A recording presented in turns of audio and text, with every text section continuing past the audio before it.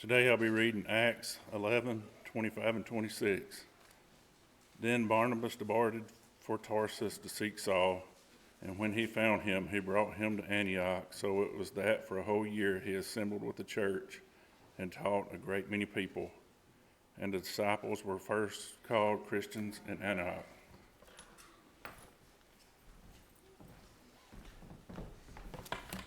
Good morning. Let me make sure I'm turned on. I'm not turned on. Now I'm turned on. Good morning.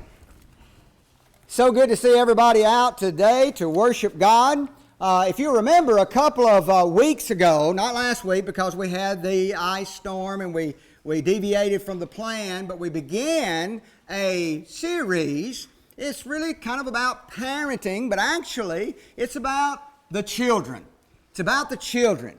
The first lesson title was regard. We regard our kids. We spent the time talking about how much we love our kids, talking about how important they are to us. We also passed out this bookmark. I hope you got your bookmark. If you haven't got your bookmark, there's some out there. We got others that we're going to be putting together. So be sure to get your bookmark. And all the scriptures that we use will be found on this bookmark. And you can look them up for yourself, make notes beside, however you want to do it. There may be another scripture or two that might not be on this bookmark that you might want to make note of. But please get your bookmark for this series. It's so important to think about because last time we introduced the fact that we love our kids with some statistics that are sobering. The fact that 75% of our children are leaving the faith. That doesn't mean that they become criminals. That doesn't mean they become wicked people. That simply means that many of them, some of them do become wicked, and Satan gets them, and Satan takes them into a hole, and Satan takes them to a place where your broken heart because of where Satan has gotten them.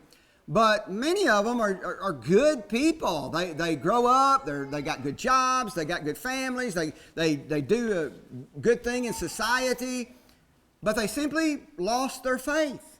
They just don't believe anymore. And of course, that is a trajectory that's going to lead them to a far worse place. And that's so sad. 75% of our kids in America are losing their way after they graduate high school. And it's so sad. The people who took that statistic said this: revival could happen. Revival could happen. There's just nothing in the current data that indicates that it will. And that's sad. If you could stick by the data. But we're not going just by the data and just by statistics. Our kids here at Liberty Church of Christ are not statistics. They're children. And so we wanted to talk about that we love our children. We regard our children. Today we want to talk about responsibility. Responsibility. Now I know that when we use the word responsibility, the first thing that we want to say is, whose responsibility is it? This statistic of our kids leaving after high, who's responsible for that? Whose responsibility is it? And that kind of indicates the idea of blame. I know I got that a lot when I worked for Allen's Air Conditioning in the Shoals air conditioning firm. I was in a position that if something bad went wrong, they could ask enough questions that eventually it's Harold's fault. Harold's me. That's what I was at that air conditioner. Why did this fail? Why did this go wrong? What's going on? Well, did this happen? Did this happen? Who's responsible? Who's responsible? Who's responsible? And you ask enough questions, pretty soon it fell on my shoulder. That's all my fault. It's my responsibility. And so who's responsible for that? Well, it's my fault. And that's how we look at the word responsibility. That goes all the way back to even young people. Just the other day, Jonah was in a different room. Jonah's my grandson, one of our grandsons. And he was in another room, and we heard a loud crash. Something fell off a counter, table, something, boom. I mean, a second after it fell and hit the floor, we heard this little sweet voice, "Not my fault." We do that at the very beginning of our lives. When I was a kid, there were 6 of us kids growing up in the 4-room house, and no matter what happened, something bad happens, all the other 5 would jump on the one. It's David's fault. David did it. David was one. Or if I could get there fast enough, it'd be Dale's fault or Billy's fault or Pamela's fault. You know, it's not that we were tattletales. We were just trying to save our tails. You know, that's why, we don't like the blame. We don't like the responsibility. And if we talk about our children's leaving the faith after graduating from high school, the first thing we want to think about, well, who's responsible? Who's to blame for that? We don't want to take the responsibility. We don't want to take the blame. So we might say, well, it's society's fault. Society gets them. Or maybe it's the education's fault. College gets them, and the professors get them. Or maybe it's just the culture's fault. This is our American culture. Things are going weird. They're going off track, and we're even letting homosexuals get married. We're abortion. Just whoever wants to get abortion can get abortion, and all sorts of. Maybe it's the culture in America's fault. That's whose fault it is. That's who's responsible. Maybe it's the media's fault. Every time you turn on the television, you're not only watching media in the news. You're watching movies. You're watching commercials. You're watching all sorts of media, newspapers, social media. That's part of the media. Well, it's their fault. That's who's responsible for this terrible statistic that we went over last time. Maybe it's technology's fault. Maybe it's even the government's fault. It's the government's fault. We want to place the responsibility on something or someone else.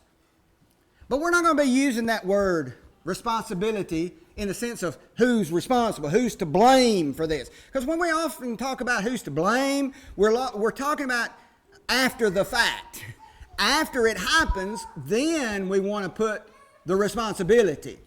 Now, what we're going to be using the word responsibility for, because we're not interested in blame, what we're interested in is to help our children. Amen? The responsibility, the term that we're going to be using, is to prepare before the fact. Responsibility. What does the word itself mean? It means this: the state or fact of having a duty to deal with something or having control over something or someone. That's what responsibility is. If you have to count the money at the bank, then you're responsible. You have a duty to take care of the money, count it, put it in the safe, whatever you got to do with it. That's your responsibility. That's what we're using the word for. It's not like when the money's gone, then it's your fault. And you're responsible for it. Well, you might have had some responsibility there, of course, but that's not the way we're using the term. We're going before the fact. We don't want the money to be stolen. We don't want the money to be lost or miscounted. We have a duty. We have a duty to deal with something, to do something. And that's how we're using the word responsibility. It's not about who or what to blame. It's about what duty do we have, what responsibility do we have to help the children. And who has that responsibility, that duty to put some things into place that helps our kids. Well, we're going to look at 3 entities. It's on your card. It's on your bookmark, and you can follow along. And the first one we're going to look at is the church. The Church of Christ has a responsibility for our children. And the first responsibility they have is in Acts chapter number 11, verse number 26, that Hal Ledbetter just read for us just a moment ago. Barnabas went out to seek Paul, bring him back to Antioch, because he needed the church at Antioch to grow. Said when he found him, he brought him to Antioch, and it came to pass that a whole year, for an entire year, Paul, Barnabas, and some very important ministers and teachers, what do? They assembled themselves together with the church and taught much people. And disciples were called Christians first there in Antioch. The church has the responsibility to teach. Folks, if we are not teaching as the church, if we're not communicating the truth, and we're not looking in our Bible and sharing it, then we're not doing our responsibility as the church. And when I say the church, I'm not just talking about this building, of course. We're talking about us, members of the church, the body of Christ. We have the responsibility to teach. Now, I know it's generic. They taught everybody. They taught old, young, but we have a responsibility to teach our kids. We have to be careful about what we teach.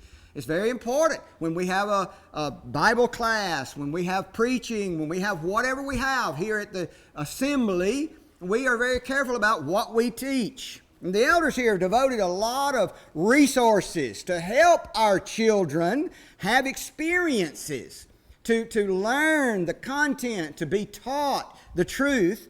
And Jimmy and Amanda Moody, they put a lot of time and a lot of preparation, a lot of energy into class and giving our children opportunities to learn, to be taught. Here's some photographs.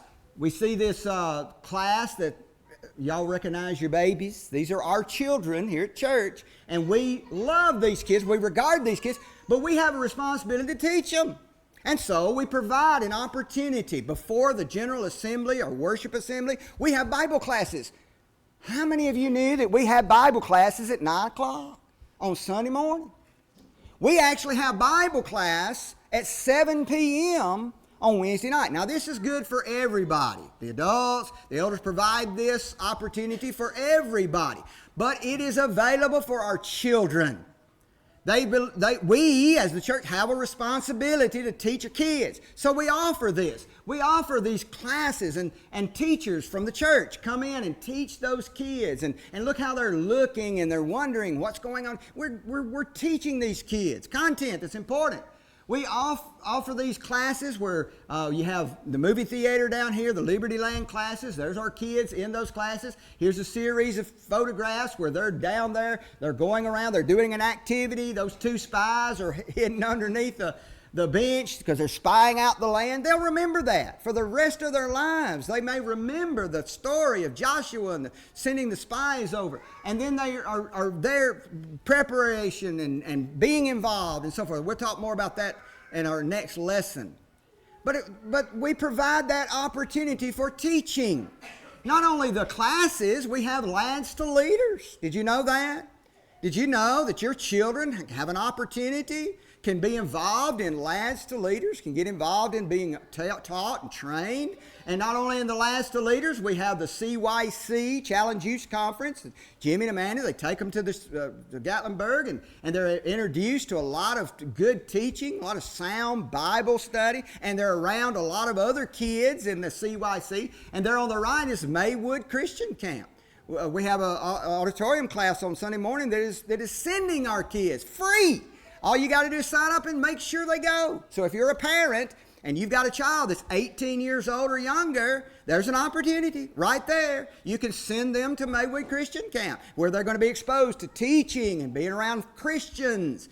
You'd want them to go to school, wouldn't you? Of course you do. Well, why not send them to this opportunity? It's an opportunity, and it's provided.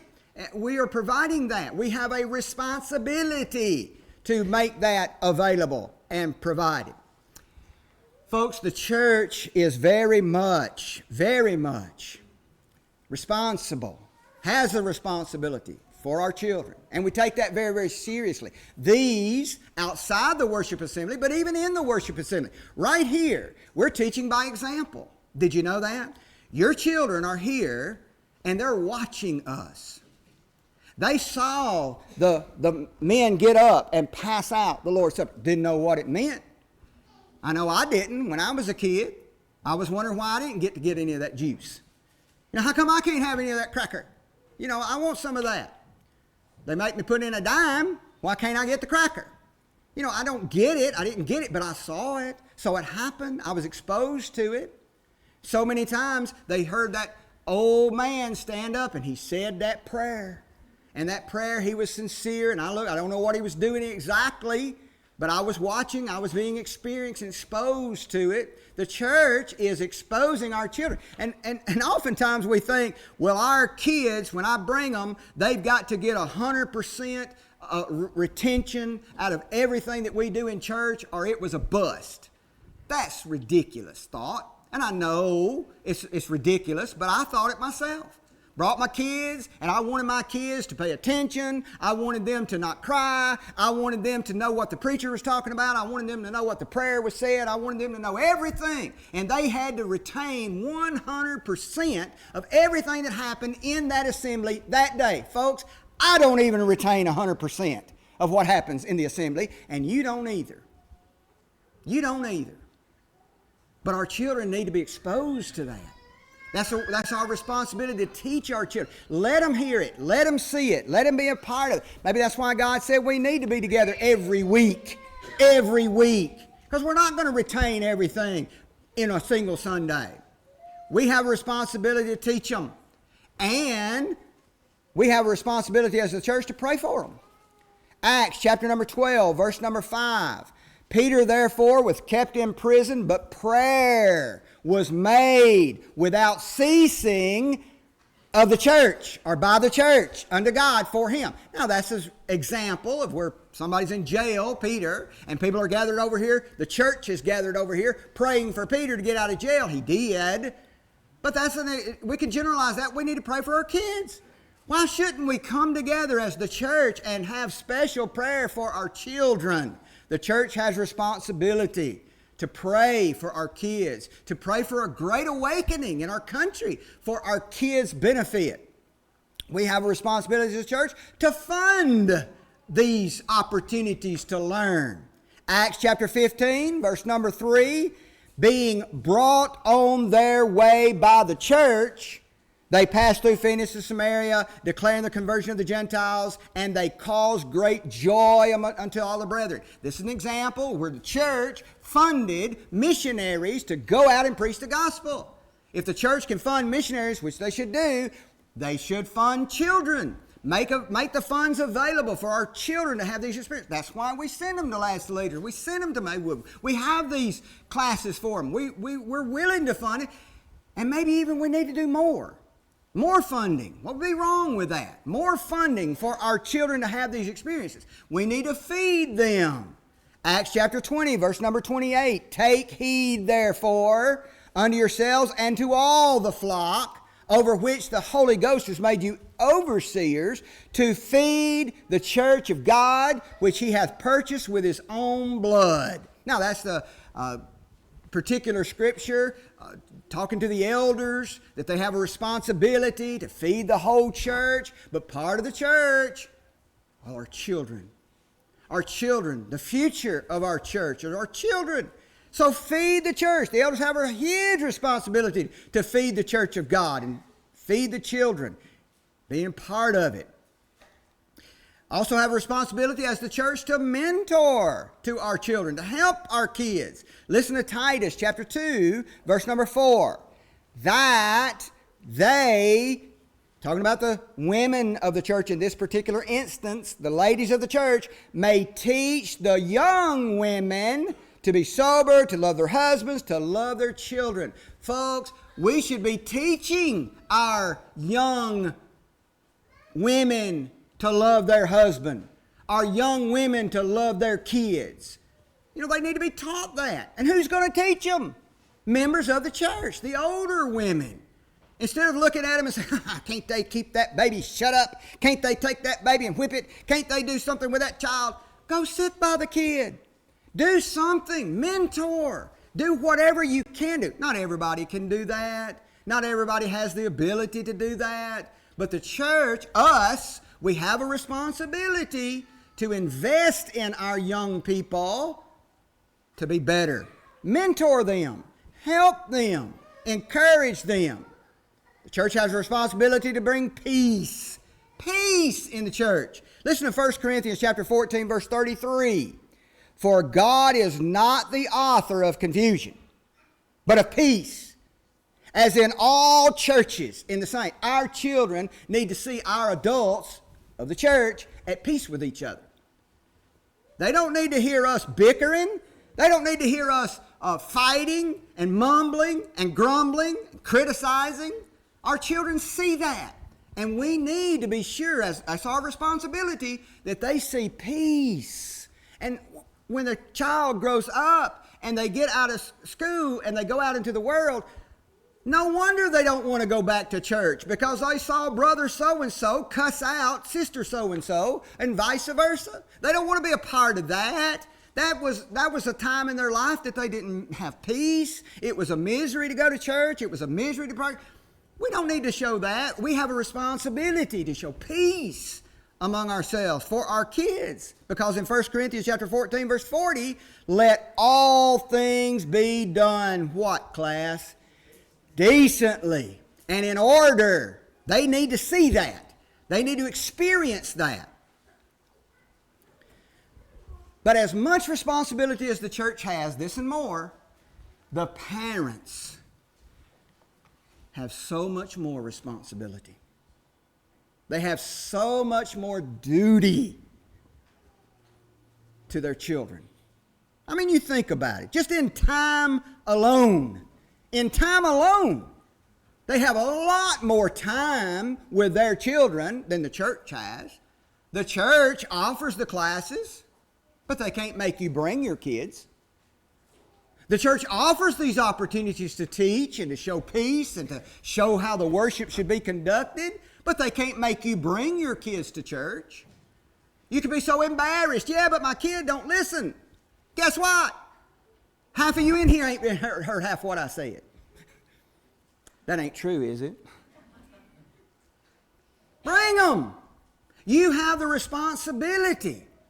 Huge responsibility. And then if it's just not in this 4 hours that you're here, if you happen to bring them for the 9 o'clock hour of Bible study, and you happen to bring them for the worship hour, and you happen to bring them back on Sunday night at 6, and you happen to come back on Wednesday night at 7, you spent 4 hours with the church. 4 hours. There's 24 hours in a day, and you're with those kids.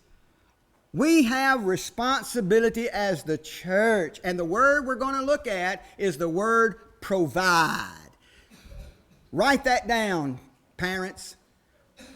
The responsibility that we have is for provision. The word provide simply means to make available for use. That's it. To make something available for use. That's provision. To prepare in advance. You preparing things, that means you're providing things in advance before the event happens. Our key word as parents is provision. Providing opportunities, providing education, providing love. And we'll talk about next week, when we talk about rule, we're talking about teaching, more about that. What to teach, how to teach, that sort of thing. But as parents, we have the responsibility to provide that for our kids. 1 Timothy chapter number 5, verse number 8 says this, but if any provide not for his own, especially for those of his own house, that means his own family, he hath denied the faith, and he's worse than an infidel. An infidel is a non-believer. Now, I realize that this text is talking about physical provisions. You know, you guys, you need to physically provide for your family. If you don't physically provide for your family, you're worse than an unbeliever, a heathen. And I know that's talking about physical provision. But folks, if we overlook and we devalue our responsibility to provide physically for our kids, we can all see that that's terrible, that's awful. But how much more awful is it if we don't provide spiritual things that has eternal consequences? Oh, we parents love to provide that opportunity for our kid to go to play ball. That's a good thing. It's a good social thing. They'll never forget it. They'll grow up better people if they're involved in that sort of thing. So we provide that physical thing for them. And happy to do it. But no way are we going to skip a ball game to bring them to church, to give them a spiritual experience. Can't get them to church in time to go to Bible study at 9 o'clock We can't have the church has provided a Bible study hour for our children to give them some spiritual involvement, to teach them and all that, but I can't get them there at 9 o'clock to go to that 1 hour or 45 minutes of spiritual instruction. Can't provide that for them, but I'll get them to school by 7 o'clock in the morning. I'll sure enough, they won't be tardy by 8. No way. Because I'm responsible to provide them with a good education. You are. You're absolutely responsible to provide them with the best education that's available to you. How much more to provide them with spiritual education? And not just to that 1 hour a week on Sunday morning, or maybe 2 hours a week on Sunday morning, and maybe Brady will hear at 7 o'clock on Wednesday night. But spiritual education, even more than that the church maybe is not providing, but you still have the responsibility to provide them with that education. Make sure they read their Bible at night. Make sure they do their Bible study lesson. Make sure they read a story of the Bible. Talk about the Bible. We'll talk more about this next week, about how to do some of these things. But it is our responsibility to do these things. Proverbs chapter 13, verse 22. Now in your bookmark, I made a mistake. I put Proverbs chapter 13, verse 12. So mark out verse 12 if you're following along. Hope you are. Mark out Proverbs 13, verse 12. Mark that out and put 22 there. And here's what that verse says. A good man leaves an inheritance to his children's children. That's his grandchildren. And the wealth of the sinner is laid up for the just. The point of the matter is, good people provide for their kids and their grandkids. That's just our responsibility. Now, that's talking about physical things again, but how much more should we be providing spiritual things that's going to have eternal inheritance, not just physical inheritance? 2 Corinthians chapter 12, verse number 14. Behold, Paul is writing to those Corinthians in this second letter. He says, the third time I am ready to come to you, and I will not be burdensome to you, for I seek not yours, but you. I don't want your money, Paul is saying. I don't want your stuff. I just want you. I care that much about you. Why is that, Paul? Paul says, I'm just applying a principle that every one of us should know. What? The children ought not lay up for the parents, but the parents for the kids. It's not the parents' responsibility, the kids' responsibility to take care of the parents. It's the parents' responsibility. Now, we do know that when our parents grow older and they are not able to care for themselves, we certainly, as children, I don't care how old you are, have a responsibility to your parents. But by and large, Paul is saying, I care about you because I'm the father of you in your faith. You are my children in the faith. The parents take care of the kids. It's just so simple. Again, that's physical, but it is certainly spiritual. What does that mean? That means that you make things available to them for their use. You supply things for their growth, spiritually speaking. That's what provision means. You prepare them in advance because they are going to get to that college and that atheist teacher is going to tell them that there is no God. How do they deal with that? If they haven't been taught up until that time how to deal with that, then they're going to just be blown away in the argument. Folks, we have got to know. We've got to be prepared. We've got to be ready to give every man a reason for the hope that's in us. And if these kids don't have a reason for their hope that's in them, and they're not prepared to answer their questions, they're going to get blown away. They're going to say, yeah, you're probably right. There probably ain't no God. Because they can't defend the existence of God. They have never been taught to defend it. They don't have a clue about evolution versus creationism. They haven't been told. They haven't been shared. They haven't been taught. They need to have some preparation in advance. That's the point. That's what provision means. Provide them the opportunity. But just because you as a parent provide them the opportunity, which is the greatest responsibility that these kids need, is provision from their parents to be provided with opportunities to grow to be a strong Christian. They have the greatest responsibility, in my opinion, because the church can't make you do it. You have to do it. But there's another party that's very, very, very much responsible. And that is the children themselves. The children are, pay attention, kids. Now, if you are a little baby and you can't hardly talk, then you're not paying attention to what I'm saying. But you are being exposed to the environment. You're being exposed to the peace that we have here at Liberty, and that's a good thing. But if you're a little bit older and you've been listening, and you can listen, and you can understand, you got to know something. You got to be told this very early on. You as a child bear a large part of the responsibility for your own well-being spiritually. Think about it. If the church is not providing the educational opportunities, they're not praying for you, they're not teaching, they're not feeding, they're not funding. If they're not doing that, why don't you ask them? Why don't you just go up to a deacon and go up to an elder and say, hey, can you do this for us? They may do it, they may not do it. We trust their leadership. But ask them. You're responsible. If your parents aren't praying before supper and they sit around the table and y'all all start praying, y'all start eating, you hold your little hand up. You're 12. You're 9. You're 8. You're old enough. Hold your little hand up and say, Mama, Daddy, ain't we supposed to pray before we eat? Remind them. Ask them. You're responsible. Now, your parents want to provide you a spiritual opportunity, so they will pray for you. They will pray for their meal. They should have already been doing it. But if they aren't, then you can do it. You can step up. Exodus chapter number 20, verse number 12 says this, kids, honor thy father and thy mother, that thy days may be long upon the land which the Lord thy God giveth thee. Now, I realize this is talking about kids of all ages. If you're 45, you are a child of your mother and father, and you should honor your mother and father. But let's get that all the way down to, I don't care how old you are. You have a responsibility to honor your mom and dad.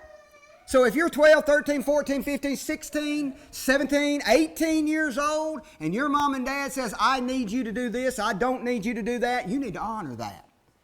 And it's your responsibility to honor that, young people. Children have the responsibility to do that. In Deuteronomy chapter 21, verse number 18, there is a horrible law that we would look at. It says horrible, but it's God's law, so it's not horrible. But here's what he said in Deuteronomy 21, verse 18. If a man have a stubborn and rebellious son, which will not obey the voice of his father or the voice of his mother, and that when they have chastened him, they've punished him, they've tried to correct him, and he still won't listen to them, then mom and dad, you take a host of him, bring him to the elders of the city, and stone him to death. Kill him. Now, we're under the New Testament, and God never told us to kill our kids. But folks, think about this. If they go out into life unprepared, and they fall off the spiritual truth and the spiritual path, they are eternally dead. They're going to hell. So we need to have kids that will listen to us. And kids, you have a responsibility to listen, because it could mean maybe not your physical death, but it may mean your eternal death. Ephesians chapter 2, verse number 2 says this, wherein in times past you walked according to the course of this world, according to the prince of the power of the air, the spirit that now worketh in the children of disobedience. Again, that could be adults following after the devil. But children, you have the responsibility to be obedient, to listen to your mom and dad. Honor your elders. It's your responsibility. Proverbs 1 verse 8, my son, hear the instruction of your father. Forsake not the law of your mother. You have a responsibility to listen to your parents. 1 Corinthians chapter 13, verse number 11. Paul says, let me tell you what Paul says. When I was a child, I spake as a child. I understood as a child. I thought as a child. But when I became a man, I put away childish things. Here's the point. He's talking about spiritual things there. But he's comparing it and contrasting it to a truth. Grow up. Children, you're going to grow up. And once you grow up, You're responsible. Ultimately, you cannot look back and say, well, the reason I'm a drug addict, or the reason I don't have any faith in God anymore, the reason I don't go to church is because my parents were bad. My parents beat me.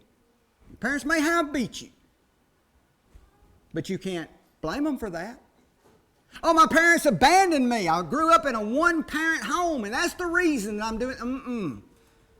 No, that contributed a lot. They shirked their responsibility, but let me tell you, you're responsible. If you're 25 years old, if you're 30 years old, and you're still not with faith in God, and you're trying to blame your parents, you're trying to blame the church, you're trying to blame the elders, you're trying to blame somebody else, folks, you are responsible. You're ultimately responsible. And we parents, sometimes we feel like, well, we should have done better. Yes, we should have. But we have no responsibility now. They're grown. They're on their own. We could have done better, yes. Elders, we should have done better with our kids. Yes, probably should have.